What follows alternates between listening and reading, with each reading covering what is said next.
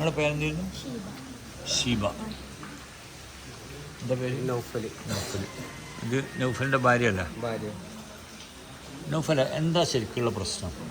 ഞങ്ങൾ ഒരുപാട് ഹോസ്പിറ്റലുകളിലൊക്കെ കാണിച്ചു. എന്തിന്? ഈ കുട്ടികളില്ലാത്തതിൻ്റെ ഒരു ചികിത്സക്ക് വേണ്ടിയിട്ട്. ഇപ്പോൾ എത്ര വർഷമായി കല്യാണം കഴിച്ചിട്ട്? കല്യാണം കഴിഞ്ഞാൽ 12ാമത്തെ വർഷമാകാൻ പോകുന്നു.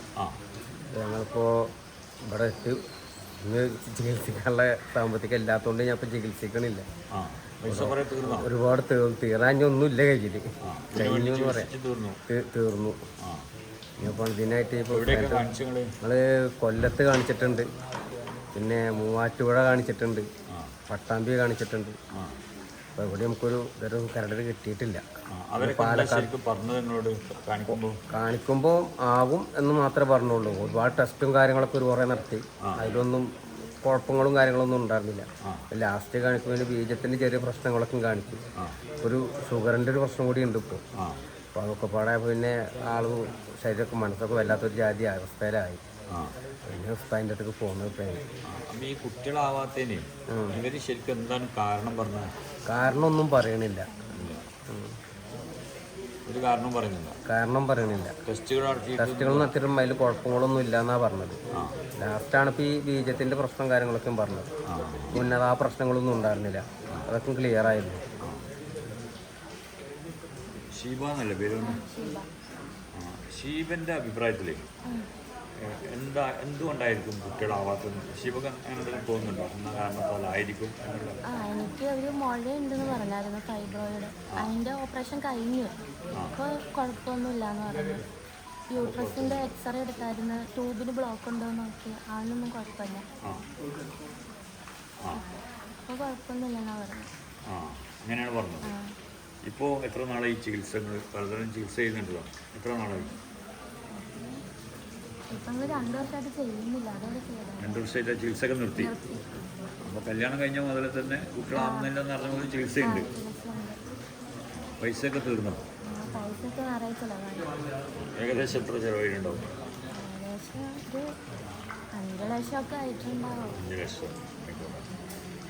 ഇനിയിപ്പോൾ ഞാൻ പറയാൻ പോകുന്നൊന്ന് ശ്രദ്ധിച്ചോളൂ. ഞാൻ പറയുന്നത് നീ പ്രസവിക്കുന്നതാണ്, നിങ്ങൾക്ക് കുട്ടികളാവുന്നതാണ് ഞാൻ പറയുന്നത്. കൃത്യമായിട്ട് ചികിത്സക്ക് വരേണ്ടി വരും. കൃത്യമായിട്ട് ഞാൻ പറയുന്ന കാര്യങ്ങൾ, ഞാൻ പറയുന്ന ഭക്ഷണ രീതികളൊക്കെ നിങ്ങൾ ചെയ്യേണ്ടി വരും. ഈ കുട്ടികളാവാൻ വേണ്ടിയിട്ട് ഞാൻ വളരെ ലളിതമായ ഒരു ചികിത്സയായിരിക്കും നിർദ്ദേശിക്കുക. ആ മരുന്ന് ഒറ്റ പ്രാവശ്യം നമ്മൾ ഉപയോഗിച്ചാൽ മതി. അങ്ങനെ ഒരു പ്രാവശ്യം ഉപയോഗിക്കുമ്പോൾ തന്നെ കുട്ടികളായ ഒരുപാട് ആൾക്കാരുണ്ട്. അപ്പോൾ എൻ്റെ ഒരു വിശ്വാസം നിങ്ങൾക്കതുപോലെ ആവുന്നതാണ്. ചില ആളുകൾക്ക് ഒരു 3-4 പ്രാവശ്യം അതേപോലെ ആ മരുന്ന് ഉപയോഗിക്കേണ്ടി വരും. അത് ആദ്യത്തെ ഒരു പ്രാവശ്യം ഞാൻ ആ മരുന്ന് തരും, അത് കുടിച്ചു. ഒരു 3 മാസത്തിൻ്റെ ഉള്ളിൽ ഗർഭം ധരിച്ചില്ലെങ്കിൽ വീണ്ടും ആ മരുന്ന് തരും. അതാണ് അതിൻ്റെ രീതി. എന്തായാലും നീ ഇനി പ്രസവിക്കൂ, നിൻ്റെ ഭാര്യ പ്രസവിക്കൂ, എനിക്ക് കുട്ടികളുണ്ടാവും. അപ്പോൾ നീ അത് ഉറപ്പിച്ചു. അപ്പോൾ നിങ്ങൾ ഈ ഞാൻ പറയുന്നത് പോലെയൊക്കെ ചെയ്യാൻ തയ്യാറാണ്? ഉറപ്പാണല്ലോ? അല്ലെങ്കിൽ പിന്നെ നിങ്ങൾ ഇപ്പം തന്നെ ഒഴിവാക്കി? ഉറപ്പായിട്ടാണ് പോകുന്നത്. കാരണം പെങ്ങളെ ചികിത്സിച്ചിട്ട് നമുക്ക് പഥ്യം കാര്യങ്ങളൊക്കെ എങ്ങനെ നല്ല രീതിക്ക് അറിയാം. പെങ്ങളെ കാല് അത്രയും നല്ല രീതിക്ക് നടക്കാൻ ഒരു അവസരം ഉസ്താദാക്കി തന്നിട്ടുണ്ട്. പടച്ചോനാക്കി തന്നിട്ടുണ്ട്. അല്ല, ഉസ്താദിൻ്റെ ഒരു മരുന്നും ഒരു ഇതൊക്കെ പാടായിട്ട് പടച്ചോനെ നമുക്ക് ആക്കി തന്നിട്ടുണ്ട്. അപ്പോൾ ആ ഒരു വിശ്വാസം നമുക്ക് എന്തായാലും നമ്മളെ മനസ്സിലുണ്ട്. എന്തായാലും ആ വിശ്വാസത്തിലാണ് ഞങ്ങൾ പോകുന്നത്. എന്തായാലും ഇനി എൻ്റെ ഭാര്യ പ്രസവിക്കും, നിങ്ങൾക്ക് കുട്ടികളുണ്ടാവും, ഇനി ധൈര്യമായിട്ടിരിക്കും.